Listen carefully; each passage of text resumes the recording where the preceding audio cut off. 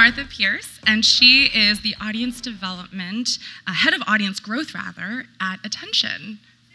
Same thing. All right. And what she's going to talk to you guys about is what it means to think about growth from a totally different perspective, right? So how do you think about when you are on the brand side, the publisher side, I should say, if you have a blog, for instance, or if you have a platform that you're speaking from, how do you actively and really thoughtfully grow your community and audience, and knowing that across different platforms now, differentiated audiences can be communicated to and engaged with in a very different way, depending on what platform you're most active on. So, Martha. Thank you. Hi, guys. So thank you for the intro. That was very sweet. So today we're going to be talking about audience growth, which is a term that's been thrown around a lot. It's definitely an exciting term that a lot of brands and publishers kind of always want to be talking about. Everyone wants to grow, right? How do you grow, and how do you get your content seen by more people? That's something that day in and day out we're kind of thinking about and focusing on and obsessing over, frankly.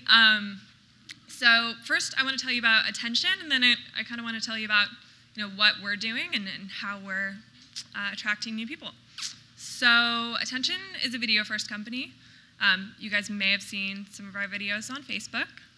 We've been around about 3 years now. Started literally working out of a tattoo shop on Melrose. Not even kidding. We're moving into our first real offices on Monday. So it's been a minute. We are a company, we're doing about 500 million video views, which is a metric we'll talk about more later. We have about 2 billion engagements every month across all of social.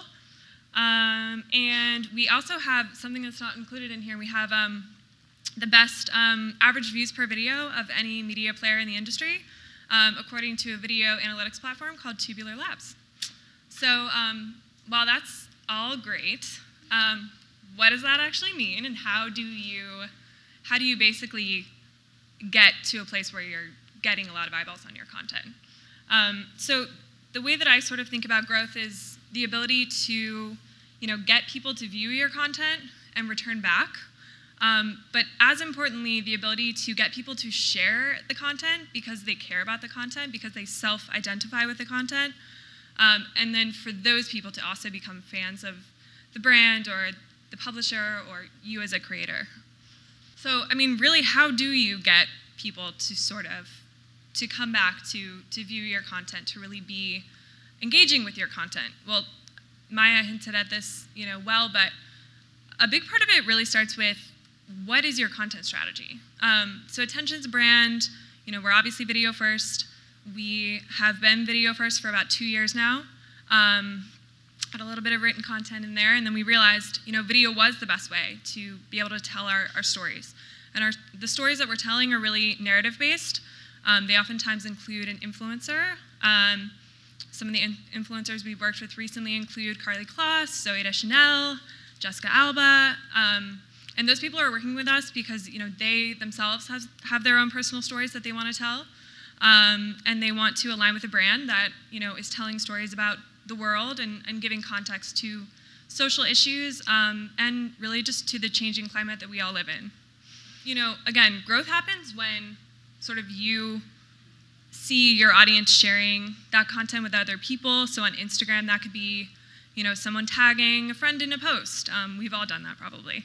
On Facebook, it could be someone sharing the content or someone commenting. And sort of how do we think about that resonating across multiple platforms, and how do we scale that? It all starts with the unfun stuff, which are metrics, and which are the way that we measure success. So a few of the metrics that ATTN cares about are on the board, and I know that a lot of this stuff can be sort of intimidating. I also just want to preface, I was not a marketing major, I was not a journalism major, I taught myself Excel on the fly, so I'm definitely not an analytics pro by nature. It's something that I've had to learn, it's something that I've had to sort of work at. So I would definitely encourage everyone here, if you aren't good at those things naturally, don't be afraid to go on YouTube, to ask a friend, to DIY, to teach yourself. A big part of this workshop is going to be about kind of DIYing some metrics so that we can evaluate them. And that's sort of, I think, the new way of doing things in this world of female empowerment especially, is like, teach yourself and don't be afraid to break outside the box. But that being said, some of the performance metrics we look at on a daily basis are included here. We obviously look at video views, although, I just got done saying we are a video first company. We get, millions of video views. That's great. But video views are somewhat a vanity metric.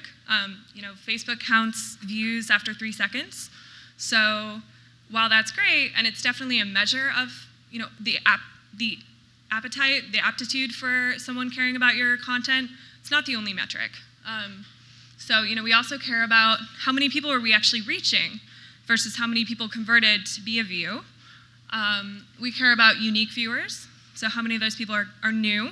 And then we also care about things like post engagement, which is the sum of likes or reactions if we're talking about Facebook specifically. This is a Facebook screenshot.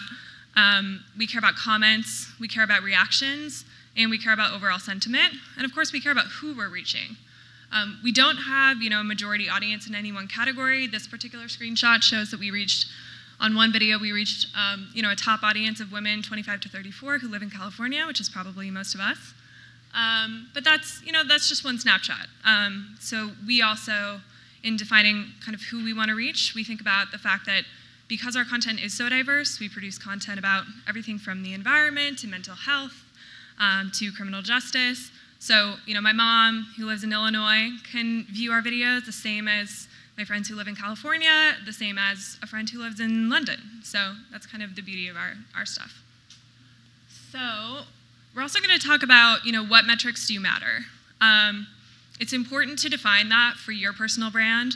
And I wanted to define a few metrics that I think get tossed around a lot, but aren't necessarily often defined. And we also don't, I think as an industry, always teach people how to measure these things, although they are super important. So, again, views are a vanity metric, but engagement rate is not a vanity metric. I mean, engagement rate can be calculated if you have as few as 1,400 followers or if you have as many as, 10 million. So that's one of the things that we care a lot about. Engagement rate is basically calculated by taking the sum of all the engagements, so reactions, comments, shares, per post. So looking at your individual posts and how they're performing, divided by the total number of impressions or people who actually saw that post. So what's the rate of people who are actually taking an action on your post? That's super important. So for example, if a post received 100,000 impressions and 50,000 engagements, then we can safely say that that post had an engagement rate of 50%, which is awesome. That's atypical. I would say good engagement rates typically hover from anywhere from, at the low end, probably 3%. Our engagement rate tends to be around 30%. So if you're anywhere in that range, that's a pretty good bet. And thinking about things like repeat viewership. Again, sounds great. What is it? It's the rate at which people come back to your content, the rate at which you get new viewers. This is a little bit hard to measure. Instagram and Facebook do gate this information a bit, but if you look at the total impressions that you're getting and the unique impressions that you're getting and compare that to total viewers and unique viewers, respectively, you'll get that number. So again, a little bit of math, a little bit of Excel, but it's worth doing, and it is worth looking into for your specific brand. And then, of course, engaged time. So going back to the fact that Facebook views, 3-second views, 3 seconds is not a lot of time. I mean, all of you are probably, some of you at least, I was earlier scrolling through my Instagram feed, I probably saw 15 videos. And I was 15 viewers of 15 different videos. But that doesn't mean that I'm engaged with that content per se. So it's really important to sort of look at how much time are people spending viewing the piece of content compared to how long is that piece of content. A good rule of thumb, at least for us, when we think about programming to social is that for a short form piece of content, we want it to be between 30 seconds and 90 seconds. Recently, Facebook launched a watch platform, of which we have 6 watch pages, all of them different topics, and those videos tend to be a bit longer. But as a good rule of thumb, sticking between that kind of 30 and 90 seconds tends to be a sweet spot for us. Next thing we're going to talk about is another, I would call it a quality metric. I mean, we just got done talking about quantity metrics and kind of the hard things that you actually can measure. The harder stuff really tends to be things that you can't always immediately grab hold of, but things to be conscious of. And if you're your own publisher, or if you're your own influencer, or if you have your own brand, it's super important to understand, what people say about your brand. Our co-founders are extremely involved in the company and are constantly looking at our Facebook page and our Facebook page comments, for example, to understand what is it that people are saying about this stuff. Like, do they like it? Do they hate it? Are they angry? Do they like such and such influencer? Do they like Carly Kloss? Do they feel like she's not authentic? So really important to kind of be mindful of that, and also thinking through the idea of comment threads, which indicate that people are having meaningful discussions with your content. Again, something that hasn't necessarily been surfaced a lot, but something to start looking at, and a way to start tracking that is if you're in Facebook or if you're in Instagram, you can actually download that data if you have a page, a brand page, and you can start to look at total comments. So definitely a metric to kind of keep your eye on and think through. And even jump in. I mean, as you or as the brand, don't hesitate to respond to comments if there's a comment about the quality of the content, or if there's a comment about someone disagreeing. That's okay. It's good to kind of engage in that sort of a discussion and have people question you. It always makes our content better. It always kind of gives us a pulse again on what people are saying and how they choose to engage. So, I mean, it's really important to also consider how people are going to feel when they watch your videos.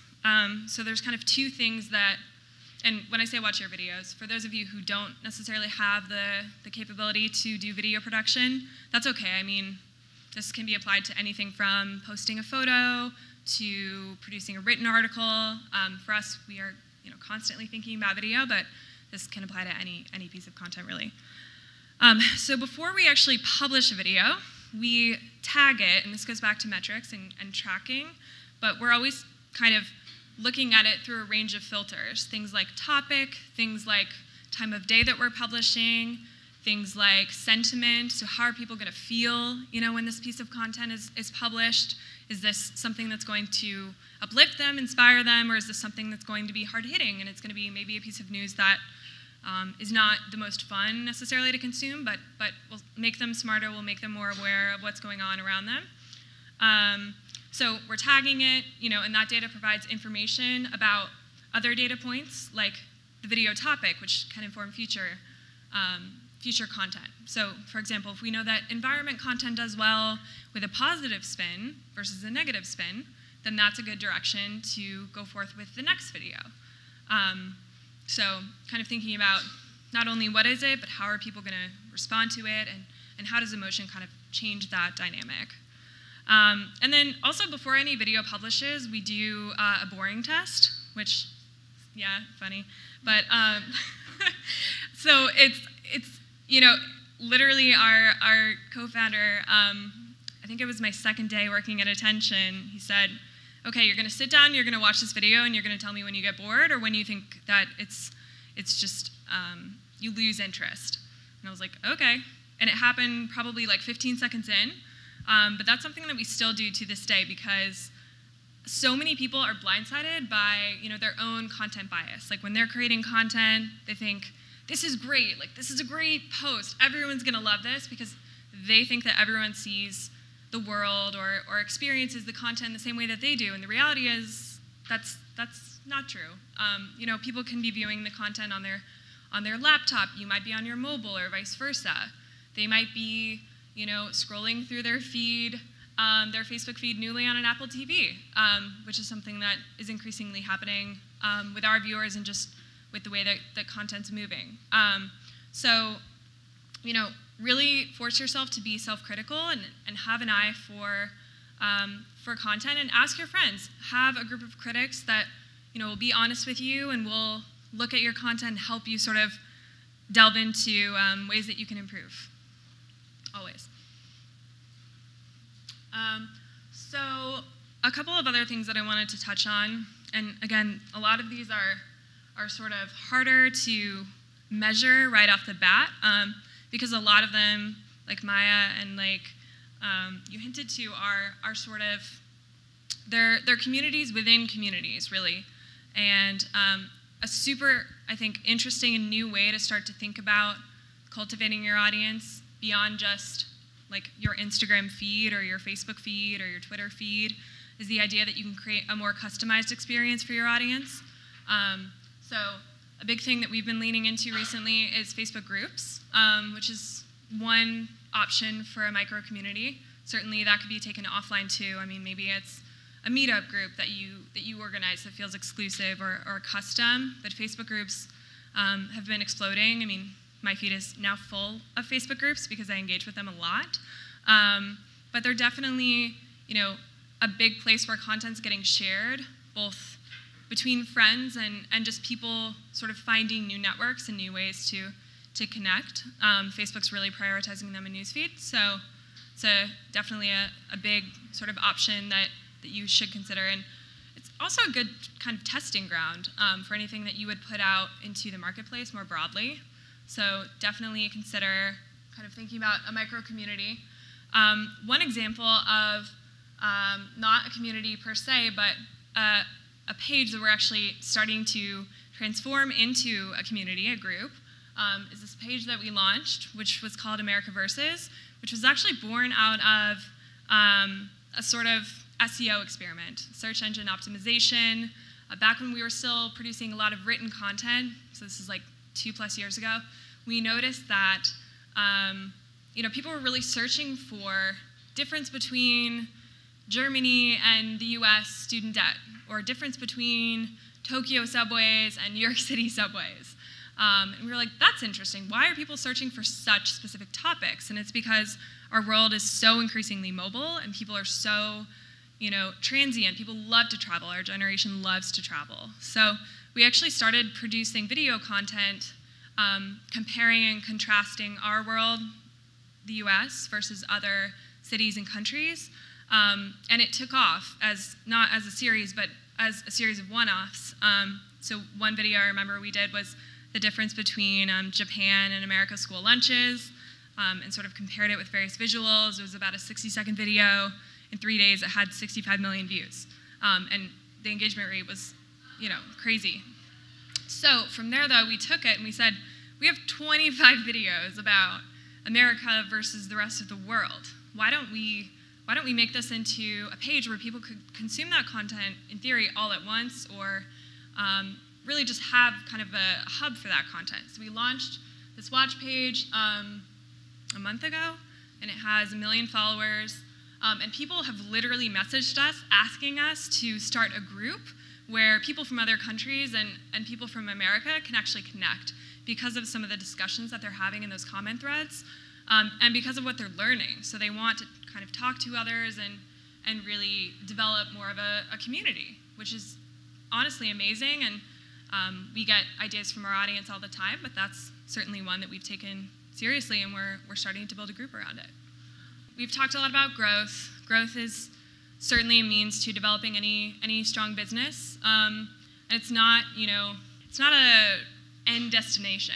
It's a journey. Like, you have to always be thinking about the next way to grow your audience. So Attention, for example, launched and built a really great foundation on Facebook. We're now doing the same thing on Instagram. We're looking at YouTube to start publishing. We publish natively on Snap and other platforms as well. We have an email list, et cetera. But it's not over. It's not like you get to this growth point and then you're like, cool, that's it. We've grown. But you really have to start sort of thinking about how do we cultivate this, and honestly, how do we sell it? Because we're in the business of creating organic content for an audience, but we also have a business to run, and it's important to connect with brands who have a similar outlook on the world and want to impact people. I mean, brands, even most of the brands that we've worked with in the last year have come to us and have said, we want to find a way to connect with audiences who are really passionate about the things that you're talking about, the environment. So we've partnered with the Environmental Defense Foundation. We've partnered with Everytown for Gun Safety in light of all the gun violence that's plagued our world, and specifically the US in the last couple of years. So really kind of finding that common ground, but I would encourage all of you to think about ways that you can monetize your audience also as you're building the content. So not only who's going to see this, but who's going to be interested in kind of helping to bring this to life if we were to create maybe a series around this. That's super important. And don't be afraid to share your ideas. I think there's sort of a lot of us work in media, and there's definitely a hesitation, I think, sometimes when it comes to sort of sharing ideas, tips, tricks, hacks. We're kind of an open book because we've realized that the more we give out, the more comes back to us in terms of our learnings and the ability to partner with even other publishers and share each other's content. So never be afraid to do that as well. And just keep testing. I mean, we A/B test quite often, even given the hectic nature of publishing. Find a way to sort of, like I was saying about those cohort groups, ask people, don't be afraid of failure. We've launched many pages, we've launched many pieces of content that have not worked, and we give them happy funerals. We're like, okay, that's done. But you have to sort of keep moving and keep looking forward and find new ways, and maybe the way that you sort of position one thing isn't the best way to do it, and you can try a different form of post text or a caption or an image that might be more engaging. So never be afraid to look at something twice and make it special and make it better.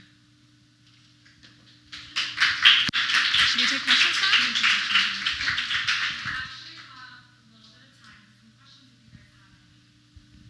Any questions for me?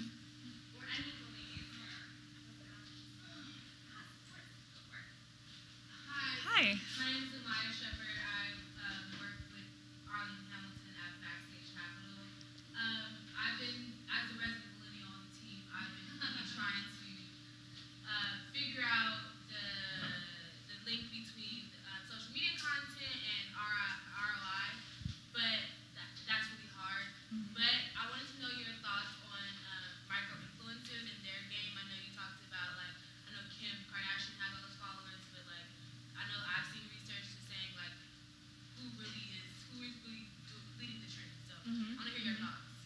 Yeah, I'm a big proponent of micro-influencers. I think it depends on kind of who you're trying to reach, of course. I'll give you one example of what we tried with, at the time, someone who was a micro-influencer, and through careful partnership and through cultivating that relationship, it's actually helped him to grow and build his own brand. So the founder of MTV's Catfish, for some of you who may know, Neve Schulman, is actually an investor in Attention, and when we started working with him, he had a Facebook fan page of about, again, not so small, but for him and the exposure that he was getting on the MTV network, it was pretty small. He was about 400,000 fans, which is, okay. And as we were starting, we were like, all right, Neve, you can do some videos for us. And so he started to create videos and participate in issues that he really cared about, like gender equality and LGBT rights, paternity leave, and as he started doing that, his own audience started to grow. So we actually used that as a case study to pitch other influencers to want to work with us. We went to Zooey Deschanel, for example, and her husband and her creating this amazing community and brand called the Farm Project, and they came to us, basically asking, how do we grow? How do we do this? Help us. I keep losing fans. So we actually now help monitor her Facebook page and her Instagram in an effort to help her grow. And then as a result, she partners with us and she participates in videos. And we did a whole series with her called Your Food's Roots, which lives on Facebook Watch. So I guess I would answer that in two parts. Find people who really, really care about the content that you want to create and who have their own opinions and who can help shape that content, don't just find them to plug and play. Like, work with them to create the issue or work with them to create the topic. And then, allow them to distribute that on their own platform too, because chances are they have their own audience, which is different than yours.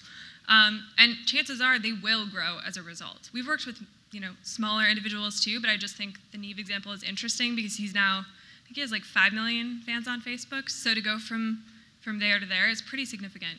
And just, trust their instincts too. If they say to you, I don't like this idea. I think that we should do X. Like, so long as it fits within your brand identity, go for it. Try it. Test it. Thank you. Yeah. Cindy, I actually would love your perspective on that specific conversation as well. Just knowing a lot of opportunities started coming when I was opening Chill House, which was an intense thing to navigate because I'm like opening something up, dealing with people quitting, hiring GMs, and then I was also like approached by Nike and every big brand under the sun to do some really cool stuff. So for me, I guess the way I think about micro-influencers and I guess brands approaching me is really, I want them to think of me as not just like this publisher, but to think of me as like someone that's gonna help shape their story maybe, but then they'd also maybe help me progress forward in some way. So giving me a platform on either their socials or just sharing my story is something that I think I find appealing. I did a campaign with Fossil and they put me on billboards all over and there's videos about me and Chill House and what I do. And so that to me is really special, is when a brand wants to feature me, thinks about that, I guess, a little bit more than me featuring them. And I think that's the way that, partnership should move forward nowadays. Not so much just like, here's a bunch of content that every influencer is posting. So I try to avoid those. Sometimes it's a little hard, but yeah, I only really take on things that are 360.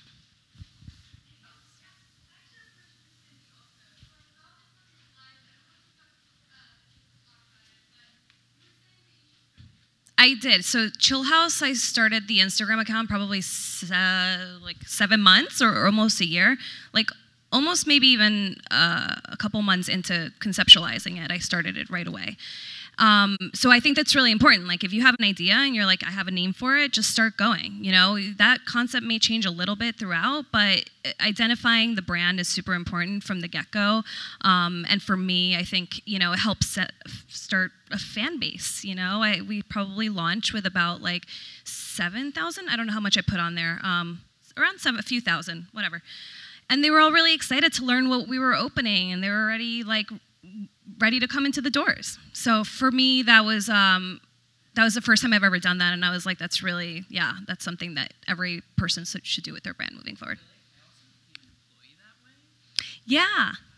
This is point. So Cindy started the Instagram before she opened Chill House, and I discovered the Instagram before Chill House opened, and that's how I eventually decided to apply to the company and become the first employee. So I feel like not just finding consumers, but also employees is a really interesting thing through Instagram too. So yeah, definitely. And anyone can do it. Like I can have an idea right now and just start my company on Instagram. Maybe it'll work, maybe it won't, but yeah. Back to you. I don't know.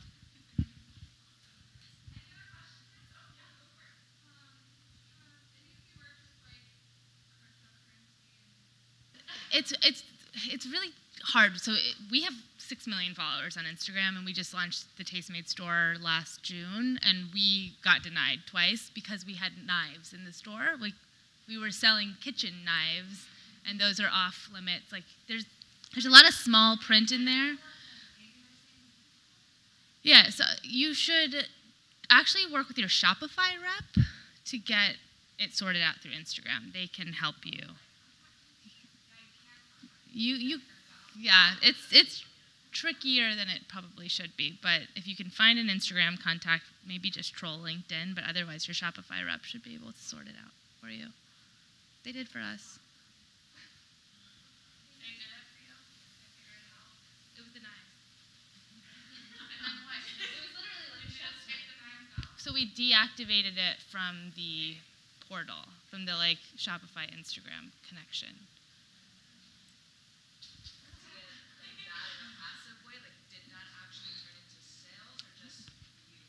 that's a really, really good question. So we usually do like studies that follow like right after we launch that kind of content. You can do Nielsen studies and things like that to see if any sales changed, any affinity changed, if the chatter increased. And there's a lot of studies done that compare TV to new media.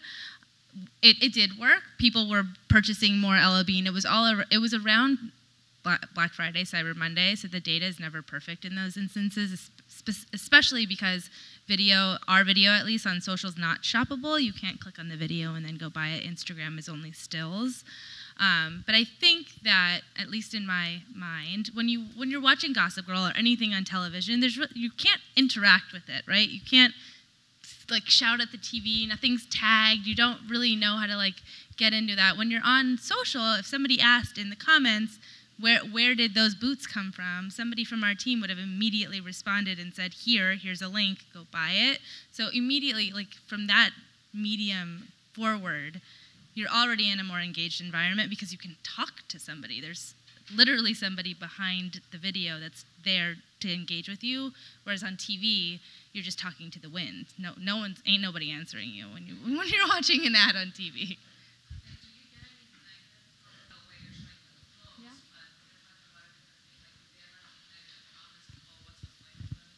The internet's mean. Like, you're going to get a negative comment on anything on the internet, and you just kind of have to live with that. And that's another thing some brands aren't totally comfortable with. They'll ask us to delete negative comments on Facebook all the time, and we can do it, but you just kind of again, have to live with the fact that people are going to be, you could put a beautiful dog running in a field of daisies on Instagram, and some asshole is going to go in there and be like, that's an ugly dog. You just have to be okay with that. Does that help?